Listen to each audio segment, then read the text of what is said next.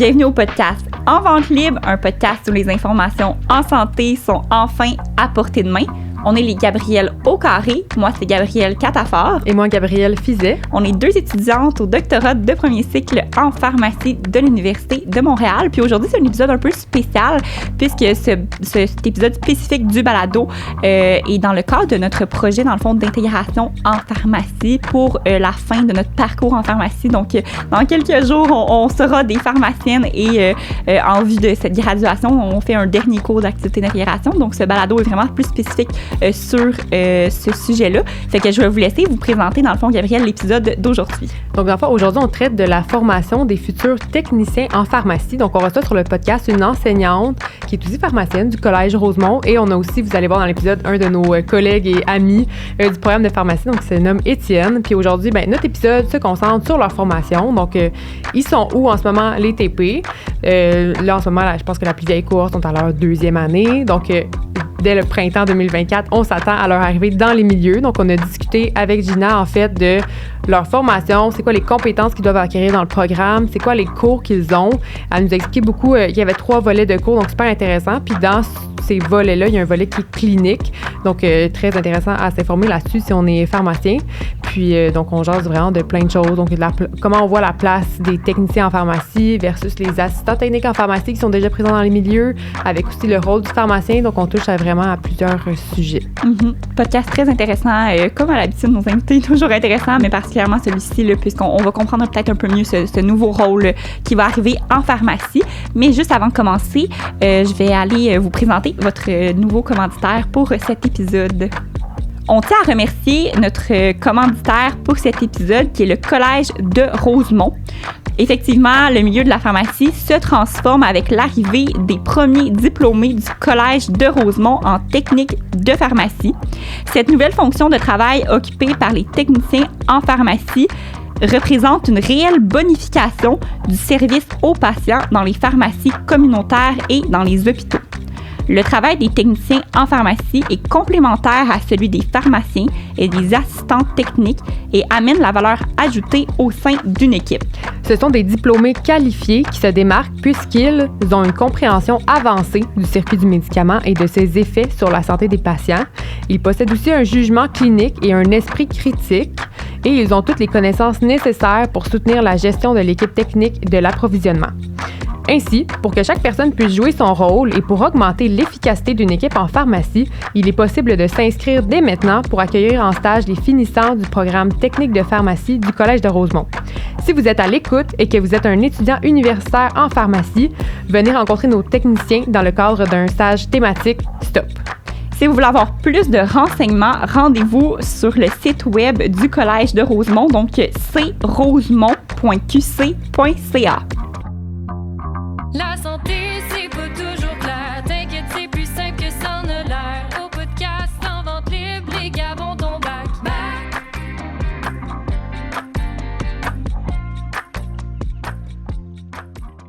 Bonjour, bienvenue à cet épisode en fait spécial qu'on a fait ensemble parce que dans le fond, on est dans le cadre un peu d'un cours en pharmacie puisque bientôt on termine notre programme en pharmacie.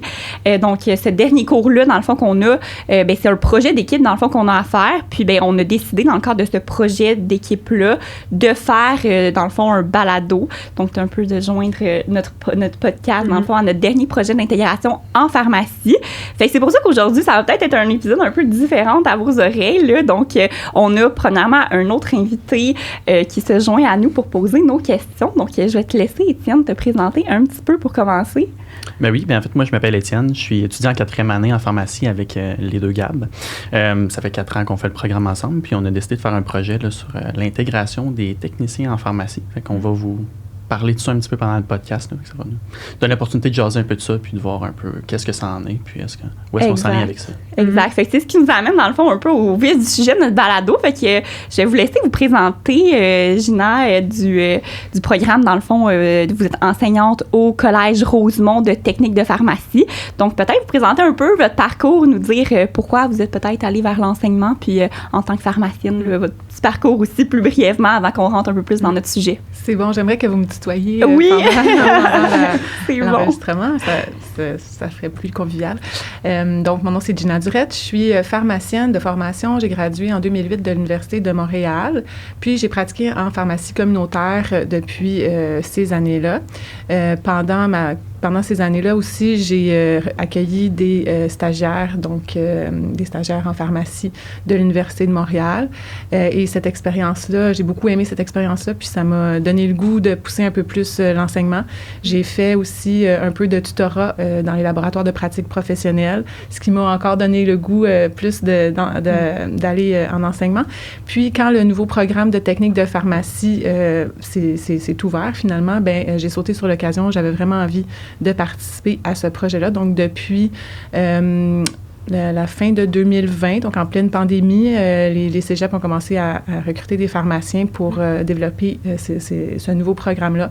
Donc, je travaille avec le Collège de Rosemont depuis ce temps-là et le programme a débuté en août 2021 où est-ce qu'on a accueilli nos premiers élèves et depuis ce temps-là, je suis enseignante à temps plein au Collège de Rosemont. Donc, vous pratiquez plus en tant que pharmacienne comme dans une pharmacie, en tout cas pas pour depuis un an ou deux, peut-être? Au début, je combinais un peu les deux, sauf que c'est tellement demandant là, de créer ce nouveau programme-là qu'en ce moment, non, je ne pratique pas en pharmacie communautaire. Oui. Puis pour mettre un peu en contexte les gens, parce qu'on a fait un épisode, dans le fond, sur la saison 2. Notre épisode 2 était avec Véronique Davio, puis on parlait des ATP, dans le fond, des assistantes techniques en pharmacie. Donc, peut-être nous mettre un peu en contexte à savoir c'est quoi la différence entre un ATP, puis là, pourquoi il y a le programme TP au cégep, pourquoi c'est des formations peut-être différentes de celles d'une assistante technique en pharmacie. Peut-être faire un peu la distinction, peut-être entre ces deux rôles-là, puis pourquoi que le programme a vu le jour, là, tu sais, c'est quoi la nécessité? Donc, les ATP pour assistants techniques en pharmacie, c'est des personnes qui ont une formation de diplôme d'études professionnelles, donc qui est communément appelé DEP aussi, le diplôme d'études professionnelles, donc un cours d'environ 1 an qui peut se faire directement après le secondaire. Ça fait quand même plusieurs années que ce programme-là existe. D'ailleurs, il est en refonte en ce moment pour s'améliorer. Donc, c'est quand même assez connu. Par contre, ça fait quand même depuis les années 2000 que l'Ordre des pharmaciens, par la demande de ses membres, là, demandait d'avoir une autre formation également. Je pense que c'est pour avoir des gens qui ont peut-être un peu plus de connaissances ou d'autres compétences, des compétences différentes des assistants techniques en pharmacie. Donc, ce projet-là, il a cheminé depuis longtemps. Quand j'étais aux études en pharmacie, on en entendait déjà parler, mais ça a pris plus de 20 ans à peu près là, pour que ça voie le jour. Puis, c'est vraiment pas la même chose. C'est sûr que c'est les techniciens en pharmacie qu'on peut appeler aussi TP. C'est des personnes qui ont une formation différente. C'est pas la formation universitaire de PharmD, évidemment, mais c'est pas non plus la formation de diplôme d'études professionnelles qu'ont les ATP. C'est, disons, un entre-deux qui va faire un bel ajout aux équipes sur le terrain, mais c'est vraiment un professionnel à part entière qui va avoir un rôle différent au sein des équipes là, dans les pharmacies communautaires ou hospitalières. Puis quel genre de cours ils peuvent avoir au cégep, par exemple? Donc, au cégep, c'est un DEC, en fait, un diplôme d'études collégiales. Donc, il y a tous les cours de la formation générale qui font partie du programme. Donc, français, anglais, philosophie, éducation physique. Ça, c'est des incontournables, que ce soit dans les programmes préuniversitaires ou dans les programmes techniques. Ça en fait partie. Donc, puis, il y a aussi les cours de la formation spécifique. Donc, dans la formation spécifique, on a vraiment les compétences du programme technique qui sont des cours vraiment qui ont été créés pour le programme de technicien en pharmacie. Donc, parmi ces cours-là, on a 3 grands volets, 3 grands thèmes, si on veut. On a le volet clinique, le volet technique et le volet administratif. Okay. Dans le volet clinique, on a des cours de biologie. Donc, les étudiants apprennent vraiment l'anatomie, la physiologie, les pathologies également, donc les maladies. On a aussi des cours de pharmacologie, donc les mécanismes d'action des médicaments, le métabolisme aussi des médicaments, puis des cours de pharmacothérapie. Donc, en pharmacothérapie, on couvre les indications, les contre-indications, les effets secondaires, les suivis, par exemple, par les analyses de laboratoire, etc. Donc, ce volet clinique-là, il est inexistant dans le cours de diplôme d'ATP, là, pour être ATP. Donc, c'est vraiment différent, là. C'est complètement un ajout, finalement, là, par rapport à une personne qui a fait un cours d'ATP qui n'a pas du tout eu des compétences en lien avec ça.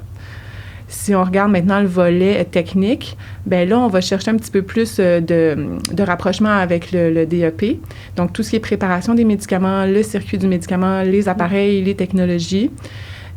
Par contre, au niveau des assistants techniques, on est plus dans des compétences d'exécution de tâches, alors qu'au niveau des techniciens en pharmacie, on est plus dans des compétences de supervision de tâches ou de collaboration avec le pharmacien pour superviser des tâches. OK.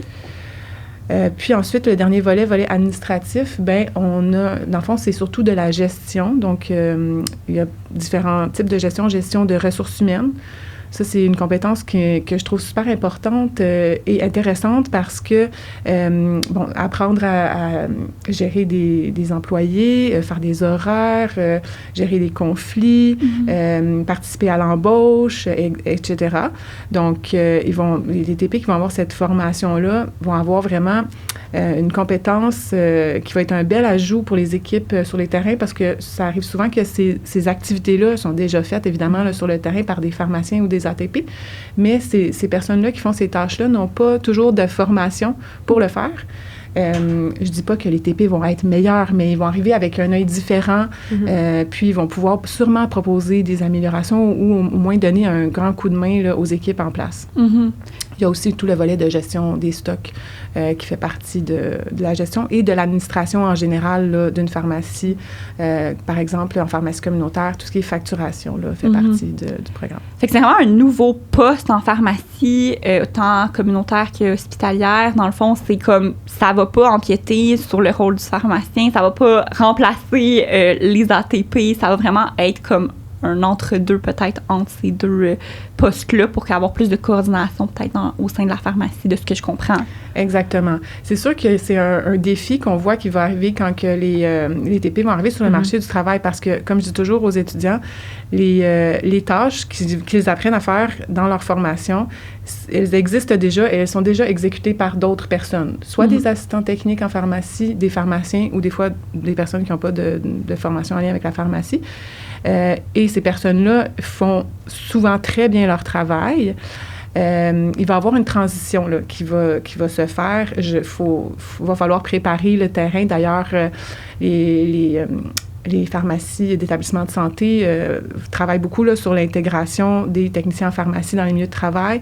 Dans les pharmacies communautaires, je commence à entendre parler des chaînes et bannières qui ont des comités pour favoriser une bonne implantation des TP dans les milieux, mais avec toute la bonne volonté qu'on a de faire ça, ça va rester quand même un défi, puis il va falloir qu'on s'ajuste là, pour au niveau de répartir les tâches et tout ça là, dans les pharmacies. Là, et puis ça va peut-être prendre quelques années après les premiers diplômés. Puis est-ce que vous pensez que les pharmaciens qui sont en poste présentement, ils sont sensibilisés au courant ou ils savent qu'est-ce que ça va être les techniciens en pharmacie? Est-ce qu'ils ont une idée de ce nouveau poste qui va se créer ou si vous pensez qu'ils sont peut-être un peu encore, ils savent pas trop les pharmaciens? Ça dépend. Il y a beaucoup de pharmaciens qui se tiennent informés. D'ailleurs, on en a plusieurs qui nous ont contactés avant même qu'on cherche à recruter pour être milieu de stage ou s'impliquer dans le programme. Donc, il y en a qui sont prêts, qui veulent participer, qui veulent engager les TP. Par contre, il y en a d'autres qui connaissent vraiment pas bien le programme. Là. D'ailleurs, j'ai une petite anecdote à vous raconter à ce sujet-là. J'ai une étudiante une future étudiante, en fait, qui est allée voir son pharmacien communautaire puis qui lui a demandé un peu son avis. Elle lui a demandé est-ce qu'elle devrait faire la technique en pharmacie si elle aimerait travailler en pharmacie. Puis le pharmacien communautaire, à ce moment-là, avait répondu non, je pense pas que ça vaut la peine de la faire. Mais je pense que ce pharmacien-là n'était pas bien informé sur les compétences des techniciens en pharmacie. Il voyait peut-être pas la valeur ajoutée que peuvent avoir ces personnes-là dans les équipes. Donc, c'est pour ça un peu que j'essaye de faire connaître le plus possible les compétences des TP, qu'est-ce qu'ils apprennent dans les cours dont tantôt on parlait, des cours de pharmacologie, etc. Qui leur enseignent aussi, ce sont des pharmaciens dans la majorité des cas là, qui sont des enseignants, donc avec une expérience terrain, soit communautaire ou hospitalière. Donc ça, c'est quand même important que ce soit connu par les futures personnes qui vont engager ces techniciens-là. Puis est-ce qu'au contraire, mettons, là, vous parlez en fait, on parle des pharmaciens qui sont peut-être moins informés. Il y en a qui sont sûrement informés, mais qui les attendent un peu comme super ATP, qui ont vraiment des hautes attentes. Qu'est-ce que tu en penses de ça? Bien, comme je disais tantôt, la formation, c'est différent. Fait que des super ATP, souvent, c'est des ATP qui ont ou pas leur formation DEP, mais qui ont beaucoup, beaucoup d'expérience. Nous, les techniciens qu'on forme dans les cégeps, ils vont avoir une formation de compétences différentes, mais ils n'auront pas l'expérience qu'ont ces gens-là. Donc, ça va quand même prendre quelques années avant qu'ils soient, disons, performants comme ça sera attendu. Il y a un seuil minimal d'entrée sur le marché du travail. C'est pour ça qu'on forme, c'est ce niveau-là qu'on forme les étudiants, parce qu'on ne peut pas leur donner l'expérience de travail dans un établissement d'enseignement. Donc, il faut quand même avoir des attentes modérées. Oui, ces gens-là vont avoir des compétences, mais ils n'auront pas l'expérience. Donc, il va falloir qu'ils soient accompagnés, évidemment, pour accumuler leur expérience puis arriver à leur plein potentiel, là. Puis, comment les patients ils vont voir cette différence en pharmacie communautaire de ce nouveau poste qui va être créé? Est-ce qu'ils vont pouvoir comment bénéficier, les patients, de la création de la technique de pharmacie? Bien, si on pense que les différentes modifications à la loi sur la pharmacie ont été ont donné des bénéfices aux patients, en fait, moi, je pense que les pharmaciens n'ont pas le temps d'exercer à leur plein potentiel, tous ces nouveaux actes-là. Et comment qu'ils pourraient avoir plus le temps, c'est se libérer des tâches techniques, évidemment. Puis je pense que c'est par cette façon-là que les techniciens en pharmacie vont apporter aux patients, c'est-à-dire libérer le pharmacien le plus encore là, pour qu'il puisse faire le plus possible de tâches cliniques. Les techniciens en pharmacie vont également vacciner, tout comme les gens qui vont faire la nouvelle version du DEP aussi, vacciner ou administrer des médicaments pour en démontrer l'usage ou en situation d'urgence. Donc, tout ça, ça pourra aussi être délégué là, au personnel technique. Donc, je pense que oui, le public va en bénéficier parce qu'on va pouvoir utiliser chaque personne selon leurs compétences, vraiment utiliser pour les bonnes activités pour lesquelles ils ont été formés. Oui. Est-ce que le technicien en pharmacie pourra donner des conseils simples ou les conseils, c'est encore le rôle du pharmacien? Bon, c'est une question assez délicate, cette question-là, parce que on pourrait répondre, c'est un peu pharmacien dépendant, parce que la responsabilité professionnelle, pour l'instant, elle est au pharmacien pour tout ce qui est conseil, etc. Il n'y a pas de responsabilité professionnelle qui a été octroyée encore aux techniciens en pharmacie. C'est le cas ailleurs, là, dans le Canada, là, pour certaines choses, mais pas au Québec. Donc, quand je vous parlais, par exemple, de la formation au niveau clinique, moi, je crois que ça ne prendra pas vraiment la place de conseiller les patients directement, du moins au début. Okay. Au début, qui vont arriver sur le marché du travail. Mais par contre, ça va aider le pharmacien à détecter des problèmes et favoriser un meilleur circuit du médicament. Par exemple, savoir qu'une interaction nécessite une intervention du pharmacien tout de suite ou avoir un résultat d'analyse de laboratoire qui est urgent ou pas. Donc, les TP vont être en mesure d'avoir une tête un peu plus clinique, avec un jugement clinique, finalement, pour aider le pharmacien.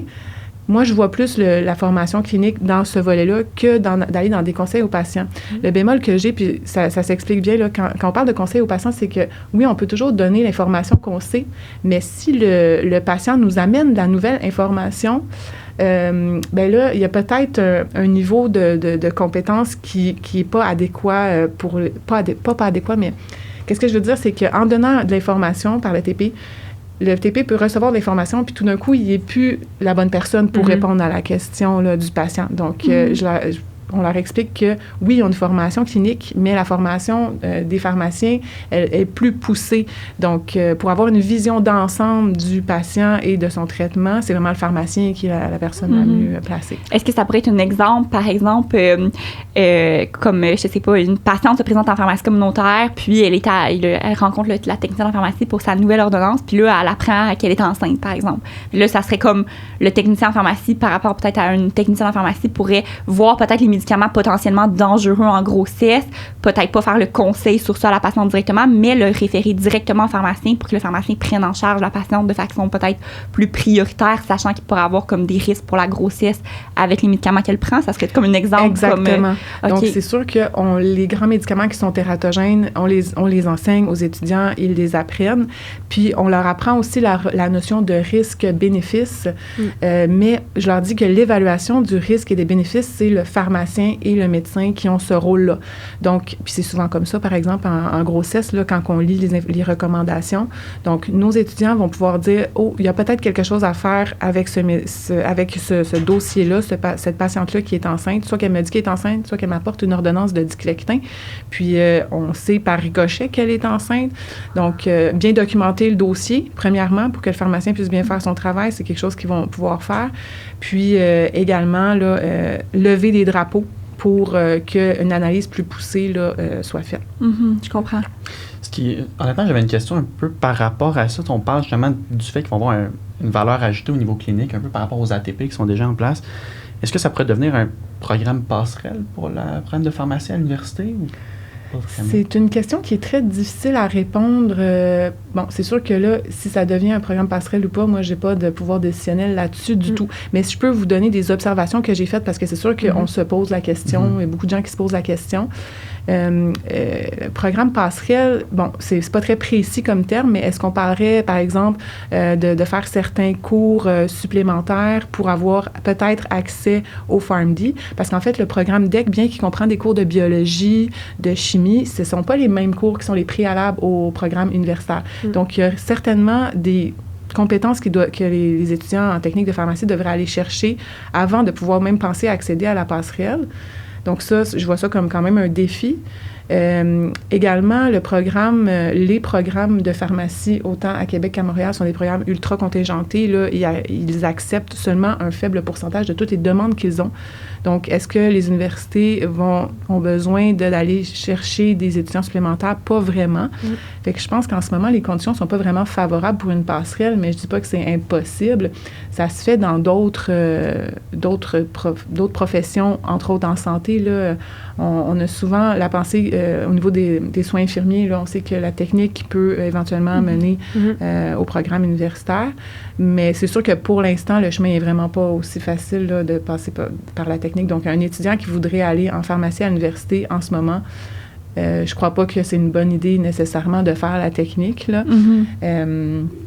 Mais je dis pas que c'est, comme je dis pas que c'est impossible. Là. Peut-être qu'un jour, il y aura quelques places dans les programmes de PharmD qui seront réservées pour des techniciens en pharmacie, sous réserve d'avoir fait des cours complémentaires pour avoir accès. Là, mais c'est ça. C'est une question qui est encore sans réponse. Mais avec les éléments que je vous donne, on voit que, bon, pour l'instant, à court terme, c'est probablement pas quelque chose qui va arriver. Exact. Puis c'est surtout aussi qu'en ce moment, on n'a même pas de techniciens en pharmacie sur le marché du travail qui ont gradué de la technique en pharmacie. Donc, en ce moment-là, parler de passerelle en pharmacie, c'est peut-être un peu précoce, là, dans le contexte qu'on n'a même pas encore des techniciens en pharmacie. Peut-être que si, en ce moment, le marché de techniciens en pharmacie, un jour, il devient bien établi, puis qu'on a des techniciens en pharmacie dans presque chaque pharmacie au Québec, peut-être que ça sera dans un deuxième temps d'y penser, mais pour l'instant, il ne faut pas qu'un étudiant se dise, il nous écoute, je vais le faire ma technique en pharmacie pour aller en pharmacie après. Non, c'est pas un chemin à prendre. C'est pas un chemin recommandé parce que ça ne sera vraiment pas facile.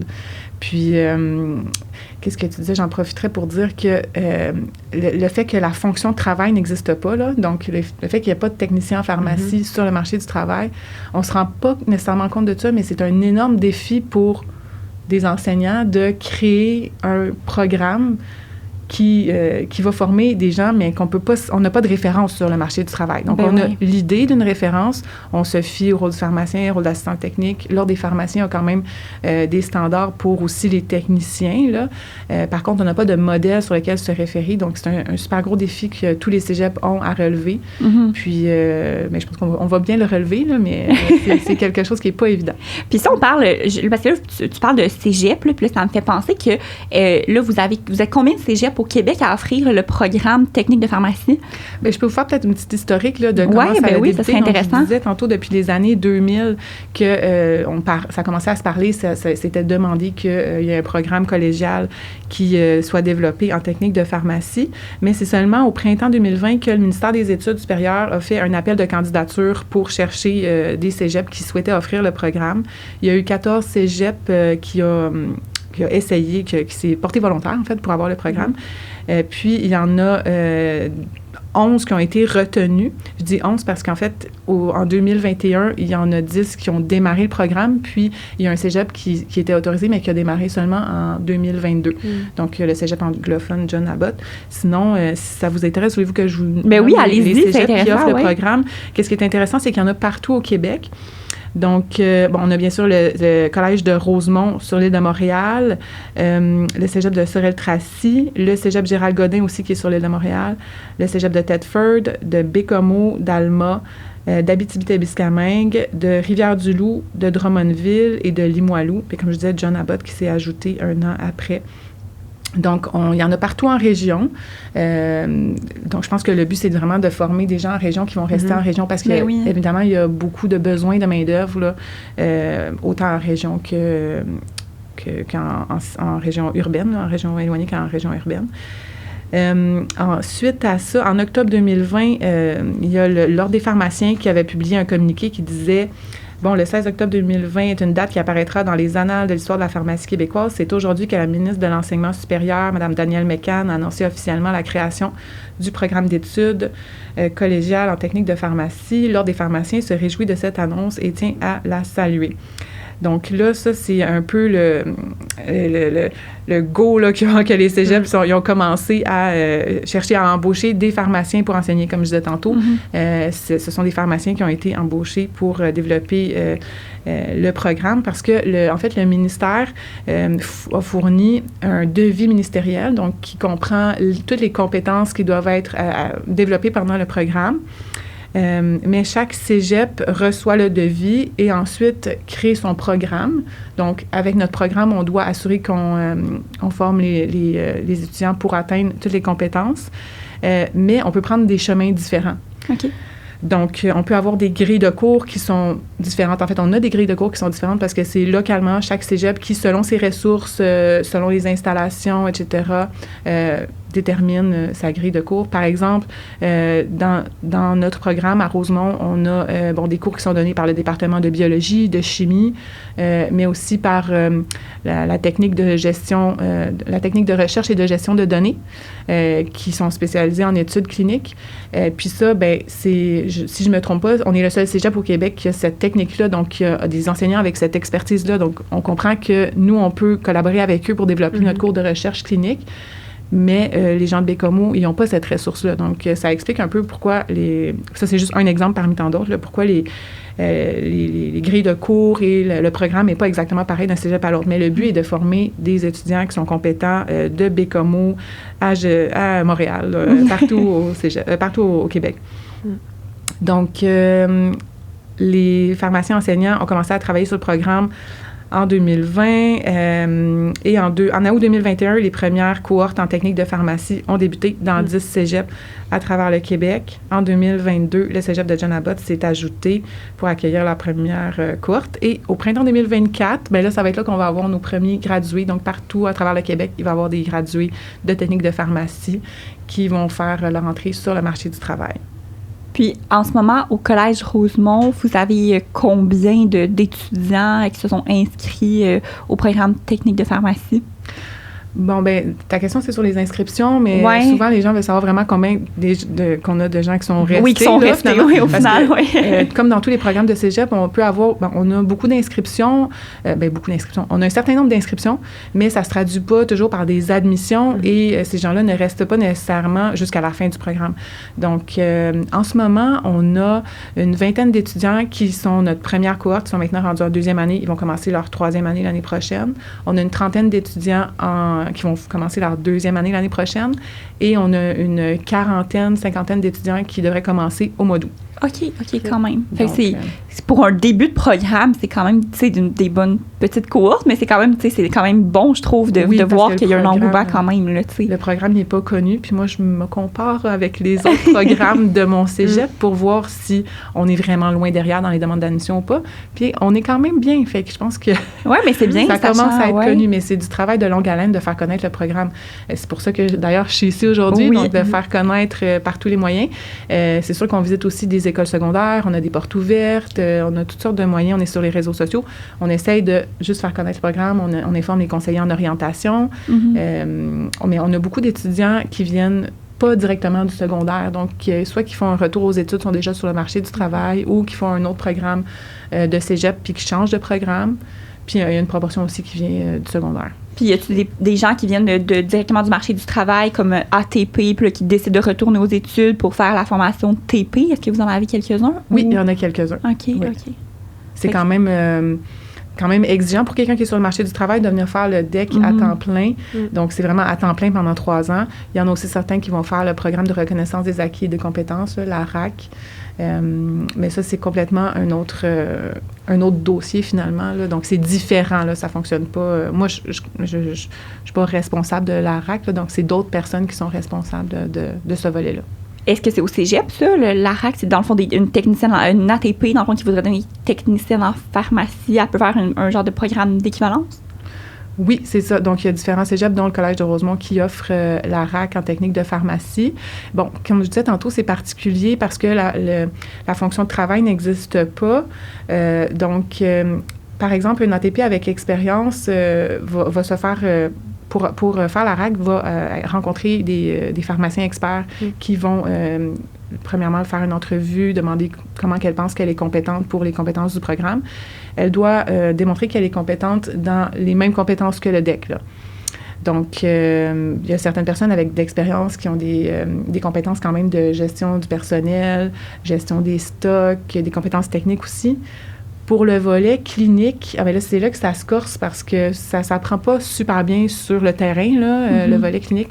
Donc, même chose aussi on a une compétence sur les études cliniques. Donc, à moins qu'une ATP a travaillé sur des projets de recherche avec des pharmaciens, cette compétence-là, c'est dur à démontrer que tu l'as acquérie sur le marché du travail.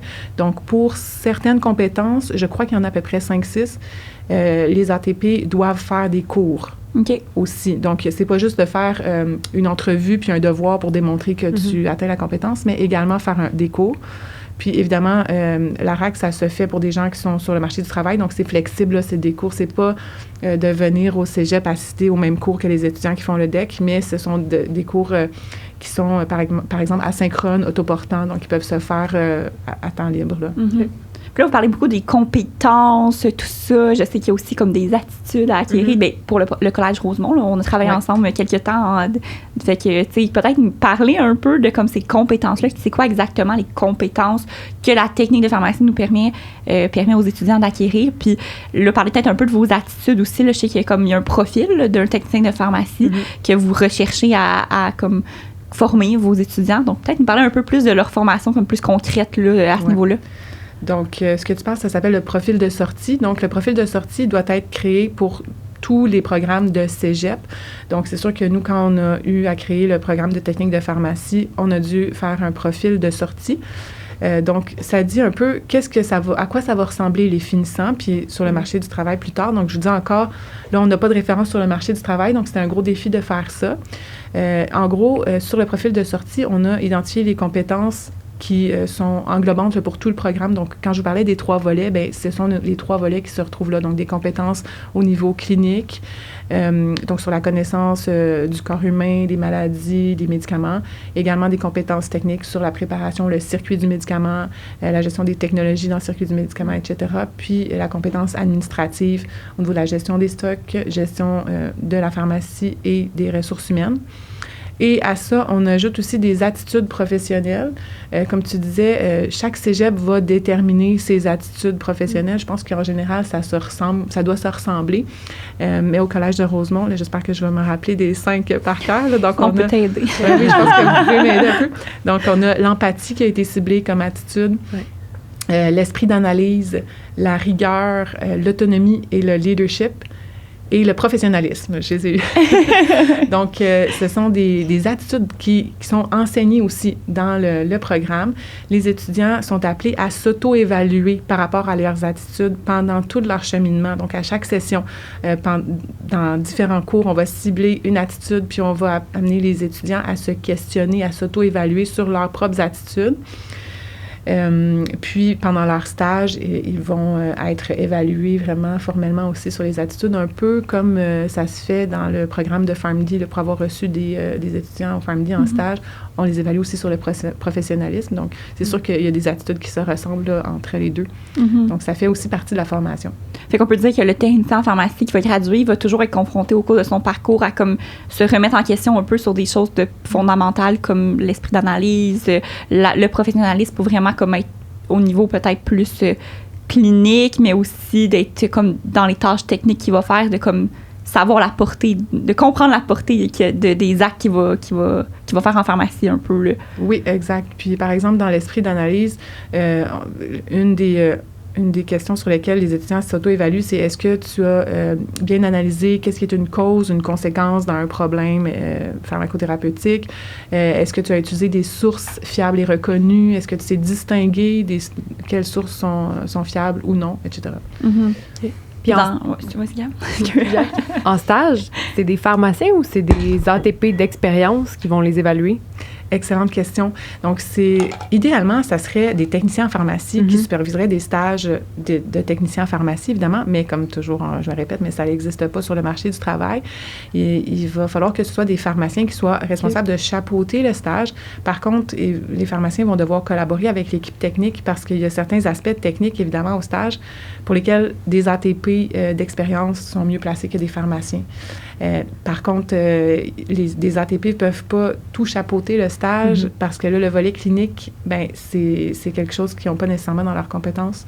Donc, ça va être un peu une équipe, mais un pharmacien va être responsable de superviser les stages. Quelque chose qui est intéressant aussi, c'est que il y a des enseignants du cégep qui sont responsables de leurs étudiants en stage. Donc, c'est un peu un travail d'équipe. Le pharmacien qui sera maître de stage n'a pas à tout faire l'évaluation. Là. Donc, il va noter des observations, des points importants qu'il remarque, puis il va échanger, soit par écrit ou verbalement, avec l'enseignant du Collège de Rosemont qui va être responsable de ce stagiaire-là. Puis, c'est une discussion puis des échanges qui vont permettre d'évaluer l'étudiant en stage. Puis est-ce qu'il y a des critères pour, mettons, être une pharmacie qui va accueillir un TP? Est-ce qu'il faut avoir comme plusieurs appareils technologiques? Il faut avoir plus de postes de travail? Ou vraiment, toute pharmacie pourrait accueillir un TP? Puis même là, on favoriserait leur intégration justement en leur montrant notre ouverture face qu'ils viennent à faire un stage chez nous? J'aimerais ça dire que toutes les pharmacies sont des bons milieux. Le seul hic, c'est qu'une des compétences du programme et qui, à Rosemont, nous fait partie des compétences évaluées en stage, c'est tout ce qui est technologie. Donc, on a un petit peu une portion limitante. C'est que nous, en pharmacie communautaire, idéalement, il faut que les pharmacies aient des technologies pour que le stagiaire puisse atteindre les compétences de stage. Donc, puis quand les étudiants vont être en stage, ben c'est sûr que nous, à Rosemont, on a des stages finaux, donc c'est à la fin de leur formation, mais le stage n'est pas une expérience de travail, mais une expérience de formation. Donc, les étudiants vont avoir des choses à apprendre pendant leur stage, devront avoir de l'accompagnement. Et comme je vous disais, il y a de l'apprentissage qui doit se faire sur des appareils automatisés, des logiciels. Donc, c'est un incontournable pour les stages en pharmacie communautaire. En pharmacie d'établissement de santé, bien, on sait que la plupart ont déjà plusieurs appareils.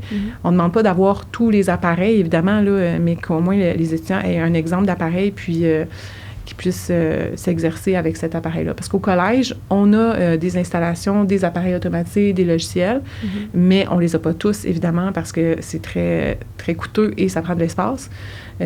Donc, les étudiants sont déjà formés au collège sur une base sur certains appareils au niveau pratique et au niveau théorique sur d'autres appareils qu'on n'a pas.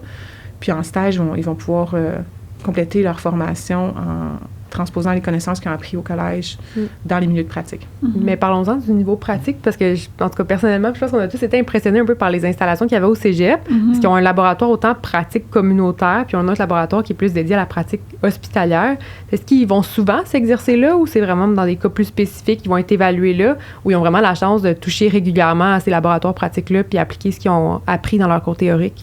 À partir de la 2e année, ils ont régulièrement des cours dans ces locaux-là. Okay. Donc, c'est des laboratoires qui sont munis de plusieurs postes informatiques pour que les étudiants utilisent les logiciels.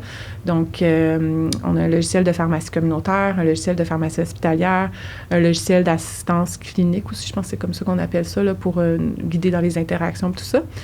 Puis évidemment, on a essayé de prendre des logiciels qui sont le plus utilisés. Par contre, on les a pas nécessairement tous encore pour le moment. Peut-être que ça viendra plus tard. Mais il y a des enjeux, là. On peut pas toujours tout installer, tous les logiciels qu'on aimerait sur un poste. Là. Oui. Donc, dépendamment des cégeps, on peut avoir un ou plusieurs systèmes informatiques. On a aussi, comme plusieurs autres cégeps, des appareils automatisés comme une ensacheuse qui étudie en pharmacie d'établissement de santé, un cabinet décentralisé automatisé. Au niveau communautaire, on a un appareil de comptage qui est combiné à la vérification des médicaments. Puis, bon, tout ça, ça permet d'avoir un échantillon de quelques appareils sur le marché, puis les étudiants pourront transposer ce qu'ils apprennent avec un appareil sur un autre appareil.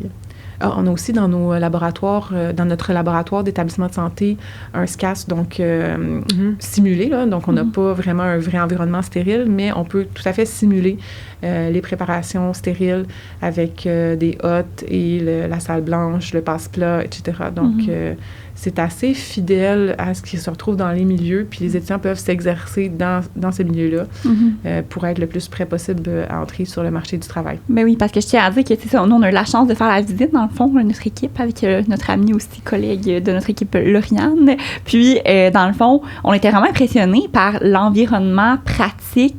Tu sais, c'est vraiment, ça simule vraiment une pharmacie communautaire, une pharmacie d'établissement de santé, tu sais. Fait que pour les gens qui nous écoutent, tu sais, c'est penser à votre pharmacie, ça ressemble pas mal à ça, mais comme peut-être en plus grand, avec plus de postes de travail pour permettre à tous les étudiants comme de s'exercer en même temps. Il y a un coin magistral, il y a l'accueil, il y a la petite place pour les paniers, pour les paniers en pharmacie. Ils ont vraiment comme mimé une pharmacie communautaire tant qu'une pharmacie en milieu hospitalier. Fait que ils apprennent vraiment dans un environnement pratique qui ressemble à ce qu'ils vont avoir soit dans leur stage ou dans la vraie vie là, quand ils vont être sur le marché du travail. Puis ça, c'est important de noter, je pense, parce que tu penses qu'ils vont être juste avec leur bureau, devant les cours théoriques. Non, ils ont vraiment eu la chance de se pratiquer dans un environnement comme super stimulant aussi, là, parce que ça mime très bien la pratique, la vraie pratique de la pharmacie. Fait que je pense que c'est important de noter que ces futurs techniciens en pharmacie-là, ils vont pas sortir de nulle part. Ils ont quand même une base quand même plus pratique là, sur ce qu'ils leur attendent sur leur marché du travail. Exact. Dans le fond, c'est typique d'un programme technique. Donc, vous avez sûrement remarqué une différence majeure avec les laboratoires universitaires, mais c'est pas la même formation non plus. Exact. Donc, il y a des compétences techniques qui sont enseignées. Donc, ça prend des appareils, des imprimantes à étiquettes, des imprimantes à reçu, des numérisateurs pour numériser les ordonnances, etc. Donc, tous ces petits appareils-là, on les a sur place, on s'exerce dessus. Oui. Puis, les stages, on parlait un peu des stages tantôt dans leur formation des techniciens en pharmacie. C'est quoi la place des stages? Combien de stages ils ont à faire? Combien d'heures de stages ils ont à faire dans leur parcours? Donc, moi, je vais vous parler un peu de Rosemont parce que les autres cégeps, je ne connais pas toute leur grille de cours, mais juste pour complémenter un peu ce que je disais tout à l'heure. Donc, dans le fond, chaque cégep, quand ils ont fait leur grille de cours, on a décidé combien d'heures de stage il y avait avec quel cours. Donc, combien d'heures de stage il y avait avec quelles compétences. Là, je ne connais pas exactement le nombre d'heures, mais je vais vous donner une idée. À Rosemont, on a décidé de concentrer les stages à la fin. Donc, la dernière session est consacrée aux stages, sauf un petit cours aussi là, qui fait le lien avec les stages. Donc, pendant 15 semaines, les étudiants vont passer à travers les 2 milieux. Donc, un stage en pharmacie communautaire, un stage en pharmacie d'établissement de santé. Puis, donc, c'est à peu près entre 7 et 8 semaines dans chacun des milieux à 4 jours par semaine. Donc, pratiquement à temps plein. Puis, c'est ce qui va compléter leur formation. Donc, les compétences du programme ont déjà été toutes couvertes, toutes introduites, rendues au stage. Donc, pour les étudiants, ça va leur permettre vraiment d'arriver dans les milieux du stage et de pouvoir faire rayonner leurs compétences, vu qu'ils vont avoir toutes eu la formation précédente. Mais c'est sûr qu'il leur reste un petit quelque chose à aller chercher en stage.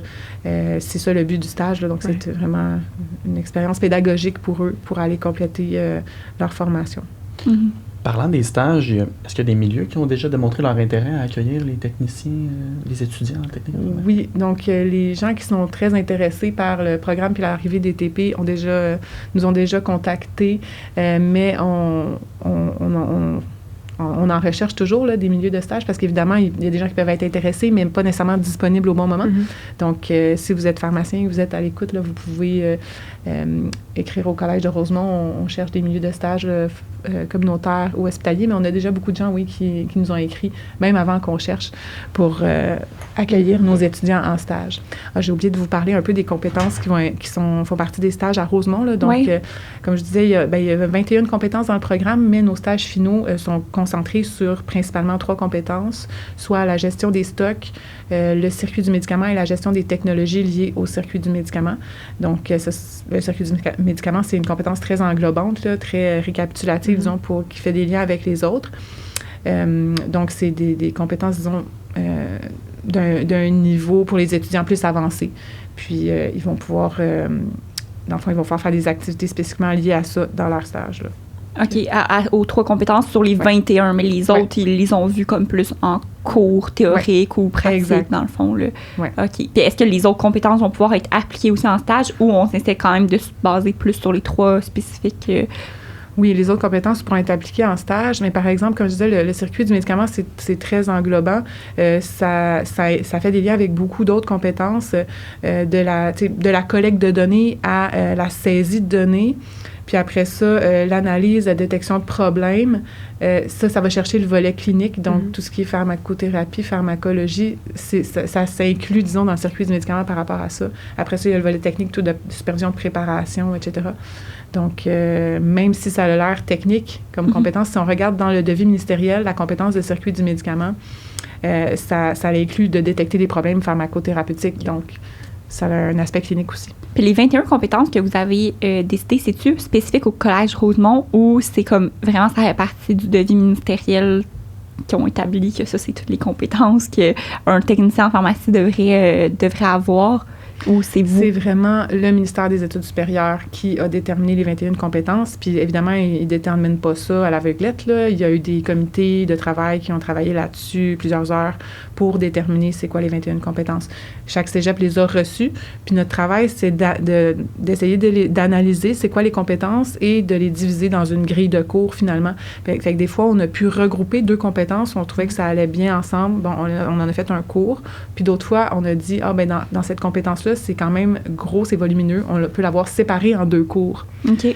Donc, tout ce travail-là a été fait dans chaque cégep. C'est pour ça qu'on peut arriver avec des grilles différentes parce que, bon, tout dépendamment de notre expérience, de notre vision, on peut avoir séparé ça différemment. OK, je comprends. Fait que c'est pour ça que ça varie un peu entre cégeps parce qu'ils ont comme interprété ce devis-là à leur façon, entre guillemets, pour en faire et selon les moyens disponibles pour en faire leur stage et leur cours. Puis aussi, il y a l'ordre dans lequel les compétences sont présentées aux étudiants. Là. Donc, on peut décider de mettre une compétence à la session 1 ou 2 ou 3. Bon, généralement, les compétences plus complexes, comme celles sur la recherche clinique, mettons, mais ça c'est plus à la fin du parcours. Mais il peut en avoir qu'on peut avoir mis en première ou en 2e année, dépendamment du cégep. Je déroge un peu des stages, mais est-ce que tu sais si beaucoup de vos étudiants travaillent pendant leurs études en pharmacie? Puis si oui, comment ils se sentent par rapport à leur futur poste dans ces pharmacies-là? Bien, il y en a de toutes sortes, si on veut, mais oui, il y a des étudiants qui travaillent en pharmacie même avant de rentrer dans le programme, qui ont leur diplôme d'études d'ATP ou pas. Il y en a. Il y en a qui commencent à travailler pendant qu'ils sont à leurs études. Nous, on encourage beaucoup que les étudiants aient un pied dans les milieux de pratique. D'ailleurs, à Rosemont, on a fait jusqu'à maintenant 2 événements d'employeurs où est-ce qu'on a invité des pharmaciens propriétaires et des chefs de département de pharmacie d'établissements de santé à venir rencontrer nos étudiants. On a été sold out pour ces 2 événements, c'est-à-dire qu'on a publié l'offre juste sur les réseaux sociaux, puis on a vraiment eu beaucoup de volontaires. On a dû en refuser, là. Donc, puis ces gens-là étaient invités à venir tenir un petit kiosque, puis nos étudiants venaient les rencontrer. C'était une façon un peu de pouvoir, disons, donner son CV, planifier une entrevue. Puis, suite à ça, on a des étudiants qui ont aussi déniché des emplois en pharmacie communautaire et en pharmacie d'hôpital. Donc, oui, on a beaucoup d'étudiants qui travaillent, pas tous, là, pas 100%, mais on en a une bonne partie qui travaillent déjà en pharmacie. Okay. Puis, est-ce que les étudiants en technique de pharmacie vous fait part un peu d'une peur d'être... que leur rôle soit mal compris? Oui, il y avait un autre aspect à ta question que j'ai pas touché. C'est pas grave. C'est sûr que ça arrive que certains étudiants vont avoir un petit peu des petites flamèches avec, par exemple, des ATP qui ont beaucoup d'expérience puis qui se sentent un peu menacés par les nouveaux TP qui vont arriver. Je pense pas qu'ils doivent se sentir menacés. Il faut vraiment voir ça comme un ajout, un complément à l'équipe qui va juste être mieux outillé pour faire les différentes tâches. Mais j'ai des super belles anecdotes à vous raconter aussi par rapport à une étudiante qui travaille, je ne me rappelle plus si c'est en pharmacie communautaire ou d'établissement, mais qui suivait mon cours de pharmacothérapie. Puis dans le cours de pharmacothérapie, je leur montre des dossiers avec des ordonnances, puis je leur demande de détecter des problèmes. On va pas nécessairement dans l'analyse du problème et de trouver une solution, parce que ça, c'est vraiment le côté pharmacien, mais détecter des problèmes. Puis, évidemment, je bâtis des cas sur mon expérience terrain, donc des situations qui me sont arrivées souvent pour de vrai ou qui sont arrivées à des collègues à moi. Puis, cette étudiante-là a montré des cas que je leur soumettais à des pharmaciens avec qui elle travaillait. Puis, les pharmaciens, ils disaient « Wow, vous apprenez ça au cégep, hey, c'est super, c'est vraiment bien, c'est vraiment des choses qui peuvent arriver pour de vrai, vous êtes préparés pour le volet clinique, etc. » Donc, moi, quand on m'a dit ça, j'étais aux anges, c'est une bonne tape dans le dos. Mais c'est le genre de choses qui fait rayonner le programme. Puis, tu sais, dans 10 ans, 15 ans, ça va être évident pour les pharmaciens. J'espère que, oui, ils apprennent à détecter des problèmes pharmacothérapeutiques, les TP, puis c'est parce qu'ils ont la formation en anatomie, en physiologie, en pharmacologie, en pharmacothérapie, tout ça combiné qui leur permet d'avoir un jugement clinique, finalement. Fait que la place, est-ce que vous pensez, que tu penses que, j'ai déjà oublié notre... est-ce que tu penses que dans 15 ans, 20 ans, il va encore avoir une place pour les assistantes techniques en pharmacie ou ça va vraiment être plus avec les techniciens en pharmacie qui vont prendre le relais? Moi, je pense qu'il va y avoir toujours une place pour les trois. Donc, c'est vraiment des rôles complémentaires. Je disais tantôt que les ATP, c'est plus dans l'exécution des tâches, les TP dans la supervision d'exécution, puis le pharmacien, le jugement clinique le plus poussé avec la supervision de tout ça, puis une collaboration entre les trois. Mais je crois qu'il va toujours avoir assez de tâches différentes pour que les trois collaborent dans les équipes.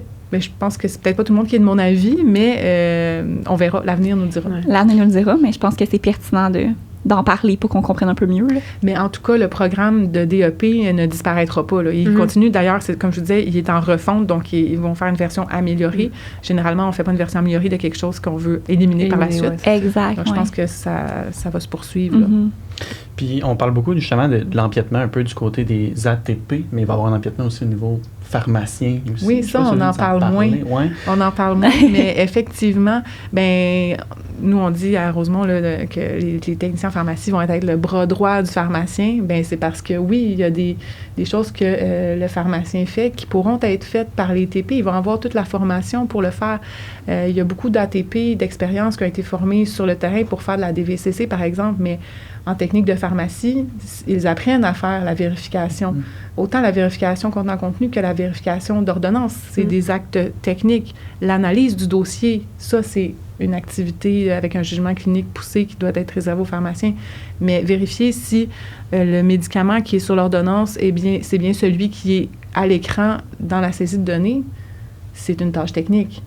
Donc, mais on s'entend que beaucoup de pharmaciens font cette tâche technique-là et beaucoup d'autres tâches techniques. Donc, effectivement, il va y avoir toute une répartition des tâches qui va devoir être faites au sein des équipes.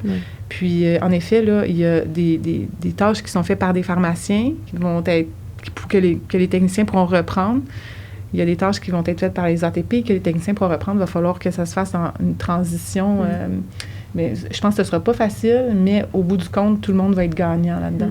Mais peut-être que, c'est une hypothèse que j'aimais, mais peut-être que comme les pharmaciens, ils se réjouissent de ce bras droit, de ce futur bras droit. En tout cas, j'espère qu'ils se réjouissent de ça, parce que moi, en tant que futur pharmacienne, je me dis, mon Dieu, s'il y a une technicienne en pharmacie, il y a une formation collégiale, clinique, qui peut prendre des choses pour que je passe plus de temps pour aider mes patients, pour des choses cliniques qui ont vraiment besoin d'aide, que des fois, malheureusement, dans le brouhaha de la pharmacie, on n'a comme pas le temps de s'attarder autant qu'on veut sur un problème parce qu'on a une tâche technique peut-être plus à faire, comme la vérification d'une ordonnance ou des choses comme ça. Puis s'il me reste juste le côté analyse, tu sais, on a 50% presque du travail qui vient d'être comme relâché, puis qu'on a encore plus le temps de se poser sur nos activités cliniques. Fait que moi, je vois ça comme vraiment quelque chose de positif pour la profession de pharmacien, au sens qu'en plus, avec l'élargissement de notre rôle d'année en année, la loi 31, tout ça, je suis sûre qu'il va en avoir d'autres, des lois qui vont permettre d'élargir notre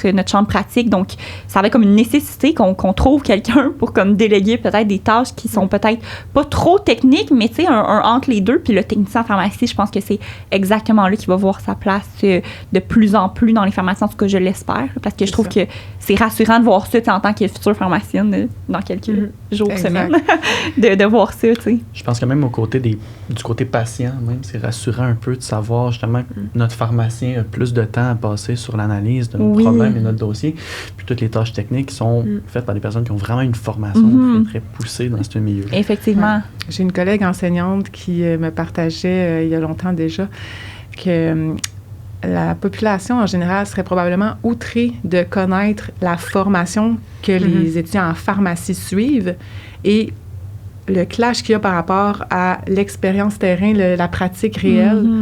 Donc, tout l'investissement qui est mis dans ces compétences qui sont acquises par les pharmaciens et la perte de la dénaturation dans tout ce qu'ils font comme tâches techniques. Donc, pourquoi que les pharmaciens ne délèguent pas plus de tâches techniques jusqu'à maintenant? Bien, je pense que peut-être qu'il manquait des gens avec justement un jugement clinique d'un certain niveau pour être capable de les appuyer davantage, puis connaître les médicaments qui sont à risque plus élevé, à index thérapeutique étroit, avoir une notion de quelle analyse de laboratoire doit être traitée dans les 5 prochaines minutes, etc. Oui, non, c'est vrai, parce que, tu sais, peut-être qu'il manquait ça, puis on était comme encore un peu arriérés dans notre façon de travailler en pharmacie, peut-être parce que, justement, certains pharmaciens avaient comme une certaine peur de délaisser des choses, mais c'est normal parce que c'est les pharmaciens, au final, qui ont la responsabilité professionnelle, tu sais, faut pas l'oublier, c'est nous qui sommes responsables aussi du patient. Donc, tu sais, à ce moment-là, tu veux pas déléguer quelque chose quand tu sais pas si la personne a eu une formation, tu sais, c'est banal comme ça, mais c'est vrai que même si tu as l'expérience terrain, mais tu sais, tu n'as pas l'expérience clinique que nous, on peut avoir, qui fait que, comme tu dis, une analyse de laboratoire un peu hors norme, bien, la personne elle va pouvoir nous le donner avant un autre peut-être qui est moins prioritaire, tu sais. Fait que ça peut-être, ça ralentissait un peu notre prise en charge peut-être plus clinique. Fait en espérant que, dans le fond, cette technique-là, elle nous délègue un peu plus, on peut se déléguer un peu plus en confiance, là, tu sais, c'est ça. Fait que je pense que c'est bien d'en parler, justement, c'est quoi leur formation, parce que ça montre que c'est pas... c'est vraiment différent du rôle de l'ATP, dans le fond, là, de l'assistante, là. Puis, on parlait aussi de l'entrée sur le marché du travail des techniciens en pharmacie, mais je pense que c'est important, justement, de faire connaître le programme, les compétences, pour que l'entrée se fasse plus en douceur. Donc, c'est pour ça que nous, on accueille tout le monde avec les bras grands ouverts, les futurs employeurs, les étudiants en pharmacie. Vous pouvez venir faire des stages top au collège, travailler avec nous, assister à des cours dans les classes, puis voir qu'est-ce que les étudiants apprennent. Souvent, les étudiants en pharmacie sont impressionnés des cours que nos étudiants suivent, mais c'est comme ça qu'on va apprendre à mieux collaborer ensemble dans le futur. Je dis « on » comme si j'étais une étudiante, mais je les aime beaucoup, c'est pour ça. Donc, que les étudiants en pharmacie connaissent qu'est-ce qui a été appris pendant le cours technique. Même chose pour les ATP, là. Ouais. Donc, je pense que ça va aider à une meilleure introduction sur le marché du travail. Ouais. Puis, mettons, dans leur entrée dans les milieux, là, où tu les vois, on a les postes typiques dans une pharmacie communautaire, là, si on prend l'exemple de la communautaire, on les voit plus à l'accueil pour qu'ils fassent toutes leurs compétences qu'ils ont acquis dans leur programme. On les voit où vraiment, concrètement, dans une pharmacie, comme occuper quel poste? C'est sûr, ça va dépendre des pharmacies, mais là, tu me parles de l'accueil. Est-ce que vous savez qu'il y a des pharmacies communautaires qui mettent des pharmaciens à l'accueil? Non, je savais pas. Parce que c'est un endroit critique, puis ça arrive que quand c'est un ATP, justement, pas que la personne n'est pas compétente, elle est compétente pour être ATP, mais elle n'a pas la notion, les compétences cliniques pour juger de priorité ou peut-être des notions un peu plus au niveau de la chimie des magistrales, etc., des préparations. Donc, clairement, à l'accueil, pour une pharmacie qui a un gros roulement, ça pourrait potentiellement être un poste intéressant pour avoir une bonne collecte de données, une bonne priorisation aussi des ordonnances. La priorisation, autant au niveau des ordonnances que des analyses de laboratoire, c'est quelque chose qui est enseigné dans le programme. En ayant les connaissances cliniques, on peut se permettre d'avoir une meilleure priorisation. Par contre, peut-être qu'une pharmacie plus petite qui a un moins gros roulement, c'est peut-être pas la meilleure place, mais ça va dépendre des besoins. Je sais qu'il y a un pharmacien propriétaire qui nous a clairement dit que quand il allait avoir les premiers finissants, il veut embaucher un TP pour être responsable de la DVCC pilulier. Donc, c'est sûr que ça va être en collaboration avec les pharmaciens, mais gérer tout, est-ce que tout est fait au bon moment, le contrôle de qualité, faire les contrôles de qualité, puis s'assurer que la formation des ATP qui font la DVCC, fait vraiment, pas juste faire la vérification, mais gérer la DVCC en collaboration avec le pharmacien. Évidemment, il pourrait avoir un rôle important au niveau de l'embauche, de la gestion du personnel, faire les horaires. Ça, il y a déjà des gens compétents en place qui le font par expérience, qui ont acquis leurs compétences, mais probablement que certaines pharmacies qui chercheraient à recruter une chef ATP parce que sa chef ATP, par exemple, part à la retraite, ben peut-être qu'un candidat qui serait favorisé, ce serait quelqu'un qui aurait son diplôme d'études collégiales. Moi, c'est ce que je ferais. Mais je peux pas que les ATP se sentent menacés de ça, mais il va y avoir des transitions qui vont se faire, des gens qui vont partir en congé de maternité à la retraite. Fait que ça va être des occasions pour les TP d'exercer ça, pourquoi ils sont formés, puis de démontrer leurs compétences. Puis je pense pas qu'il faut que les ATP soient frileux à l'arrivée des techniciens en pharmacie, au sens que il manque beaucoup de personnel en pharmacie.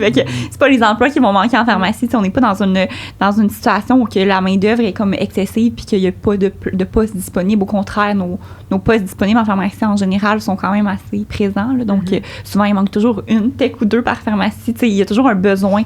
Donc, à ce moment-là, il faut encore moins qu'ils se sentent menacés de ça parce qu'il y a quand même une pénurie de main-d'œuvre en ce moment.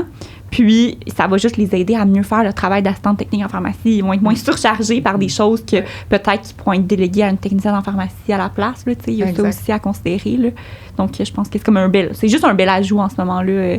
Parce qu'il y a beaucoup de monde qui sont engagés, entre autres dans les pharmacies communautaires qui n'ont pas de formation encore de nos jours. Oui, là. C'est ça, exact. En 2023, est-ce qu'on peut croire que les pharmaciens peuvent faire tous leurs nouveaux actes et être assistés par des gens sans aucune formation? Aucune. C'est complètement une aberration. Aucun autre professionnel de la santé que je connaisse accepterait ça. Oui. Ça, c'est un bon point, effectivement. Mais ça fait peut-être comme au sein de la population, peut-être qu'ils comprennent peut-être un peu mal notre rôle aussi par le fait que peut-être qu'il y a des fois, il y a des personnes sans formation qui sont engagées dans une pharmacie. Peut-être que aux yeux de la population, ça peut faire comme ça néglige un peu qu'est-ce que c'est vraiment la pharmacie, mais ça, on essaie tranquillement de placer ça comme dans le système de la santé, comme un professionnel de la santé, puis que les gens qui sont en pharmacie ont une formation. Peut-être que les gens vont arrêter de penser que comme c'est un service de fast-food, là, peut-être qu'ils vont peut-être plus se dire... Ça peut pas nuire. C'est ça. En tout cas, on espère. Là, on essaie toujours de travailler dans ce sens-là, mais ça pourrait peut-être être une autre chose de plus qui favorise, dans le fond, pourquoi qu'on devrait avoir des techniciens en pharmacie, dans nos pharmacies. Là. Ouais. Fait que, en tout cas, c'est des belles avenues. Je sais pas si vous vouliez couvrir autre chose peut-être avant qu'on se laisse sur cet épisode. Il y a quelque chose d'important que vous vouliez dire, un message que vous vouliez passer aux gens qui nous écoutent. Bien, je pense que c'est important, les pharmaciens communautaires, hospitaliers, préparez-vous à l'arrivée des TP parce que l'année prochaine, les premiers gradués vont arriver sur le marché du travail. Fait que si vous n'y avez pas pensé encore, c'est le temps d'y penser. Ces gens-là vont arriver avec des compétences que vous connaissez peut-être pas bien. Donc, informez-vous aussi. Donc, je pense qu'on a démystifié un peu certaines compétences aujourd'hui. Mais c'est important de connaître leurs compétences pour justement savoir où les placer dans les pharmacies. Donc, je pense que ça résume un peu notre entretien d'aujourd'hui. Effectivement. Mais moi aussi, c'est ça que j'en retiens. Je pense comme qu'ils ont une place en pharmacie. C'est pas des super ATP. C'est vraiment un rôle différent. Puis, ça va juste nous aider, tant les assistantes techniques que les pharmaciens, que la pharmacie en général, si on voit ça au sens large. Donc, je pense que pour tout le monde va clairement tirer un bénéfice de ce nouveau poste-là. C'est juste qu'il faut s'y faire. Il faut qu'on apprenne à connaître qu'est-ce qu'ils peuvent faire, comment ils peuvent aider. Puis, je pense que ça va être un ajout super pertinent. Puis, peut-être dans 10 ans, on se re-questionnera même plus, en tout cas, je l'espère, de la pertinence d'une technicienne en pharmacie. En pharmacie, je pense que ça va y aller un peu de soi. Là. Je pense que tout le monde va comprendre aussi qu'ils ne sont pas là pour voler le rôle à personne. Exact. Ils sont là pour complémenter. Oui, vraiment. Donc, tant technique que clinique, je pense qu'ils sont là pour complémenter. Donc, merci d'avoir pris le temps de nous parler de tout ça, de nous parler de la nouvelle technique en pharmacie. J'espère que ça va porter fruit puis que les gens vont peut-être nous écouter puis en comprendre un peu plus ou du moins semer la graine pour les intéresser à en apprendre plus sur le programme technique de pharmacie. Puis, tu sais, s'il y a des pharmaciens qui nous écoutent, qui veulent s'impliquer, je pense qu'on peut lancer le message de vous pouvez approcher les cégeps peut-être pour acquérir des stagiaires ou des choses comme ça. Donc, je pense qu'ils sont bien ouverts, en tout cas, Collège Rosemont sont bien ouverts à vous en apprendre un peu plus à ce sujet-là. Puis, je tiens aussi à dire un merci spécial à notre équipe qui nous a aidé à bâtir un peu ce balado aujourd'hui. Donc, Étienne qui a été là aujourd'hui, qui nous a assisté aussi au micro, mais parmi notre équipe, on a aussi Lauriane qui est avec nous. Donc, on est 4 dans ce petit projet-là en collaboration avec le Collège Rosemont. Puis, elle nous a aussi aidé à bâtir ce balado. Donc, je pense que je tenais aussi à remercier la personne qui est pas au micro en ce moment. Donc, merci pour ce balado. Puis, si jamais les gens veulent se renseigner un peu plus, est-ce que vous avez comme un site web où on peut se référer peut-être? Oui, le Collège de Rosemont a son site web. On peut voir les informations sur la grille de cours, les préalables au programme. On n'en a pas parlé aujourd'hui. Puis les moyens pour faire des demandes d'admission, effectivement. OK, super. Bon, mais on mettra ça dans le lien de notre balado. Donc, si jamais vous êtes intéressé à en apprendre plus, cliquez dans le lien sur notre épisode pour avoir plus d'informations sur la technique en pharmacie. Puis on pourrait mettre aussi les liens de tout ce qui est OPQ, APES. Exactement. Parce qu'il y a quand même plusieurs documents qui ont été faits déjà par l'OPQ qui peuvent un peu venir complémenter l'épisode de podcast. C'est super important d'aller les consulter aussi. Effectivement. Donc, on mettra cette information disponible, accessible dans le lien de notre épisode si jamais vous voulez en apprendre plus sur ce programme. Donc, merci beaucoup pour votre temps, d'avoir pris le temps de nous jaser un peu de ça ce matin. Ça m'a fait un grand plaisir. Merci.